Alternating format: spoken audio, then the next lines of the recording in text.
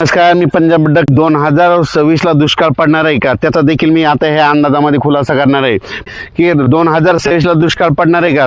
शेतकऱ्याला सांगू इच्छितो की 2026 मध्ये सरासरी इतकाच पाऊस पडणार आहे।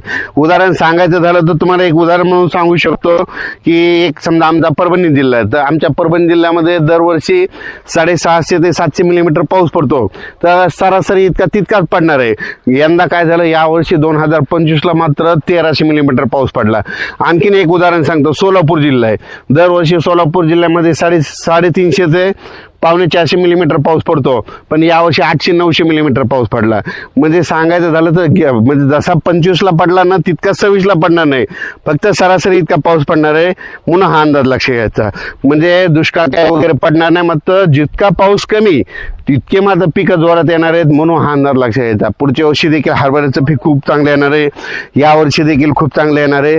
आणि हे पाहू शकता, आपला 48 दिवसाचा हरभरा आहे आणि याला रेन पाईपनं पाणी दिलं, आणखीन देखील पाणी चालू आहे, कसा प्लॉट आहे असं पीक यावं लागतं। म्हणजे जे निसर्गाच्या भरोशावर ना त्या पिकाला आणण्याची माणसामध्ये धमक पाहिजे, तर तो खरा शेतकरी असो।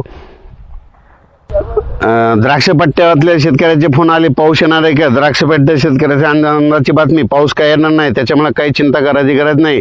नाशिक जिल्हा, नंदुरबार जिल्हा, धुळे जिल्हा, पश्चिम महाराष्ट्र, सातारा, सांगली, सोलापूर, कोल्हापूर, पुणे, म्हणजे मंगसुरी, कर्नाटक, त्या शेतकऱ्याला सांगू इच्छितो फक्त पाऊस काय येणार नाही। जानेवारीच्या पहिल्या आठवड्यात फक्त ढगाळ वातावरण राहणार आहे, त्याच्यामुळे काही चिंता करायची गरज नाही। फक्त देशामध्ये सांगायचं झालं तर जानेवारी 2026च्या पहिल्या आठवड्यात मात्र तामिळनाडू, केरळ त्या पट्ट्यात तामिळनाडू राज्यात आणि केरळ राज्यात आणि आंध्र प्रदेश आणि तेलंगणा त्या पट्ट्यामध्ये पाऊस पडणार आहे। त्याच्यामुळे आपल्या महाराष्ट्रात जानेवारीच्या पहिल्या आठवड्यात ढगाळ वातावरण राहणार आहे, म्हणून हा अंदाज लक्षात घ्यायचा। मध्य प्रदेशकडे देखील बेतूलच्या पलकडे बेतूलच्या पलकडे मध्य प्रदेशकडे तिकडे पाऊस पडणार आहे। मध्य प्रदेश बेतूल तिकडल्या भागात थोडीफार गारपीट होईल, त्याच्यामुळे काय होणार आहे, अमरावती, मोर्शी तालुक्यात जास्त, पश्चिमी विदर्भात मात्र अमरावतीकडे तिकडे जरा जास्त आभाळ येणार आहे, म्हणून हा अंदाज सर्व शेतकऱ्यांनी लक्ष द्यायचा। अचानक वातावरण बदल झाला तर लगेच एक अंदाज दिला जाईल। धन्यवाद।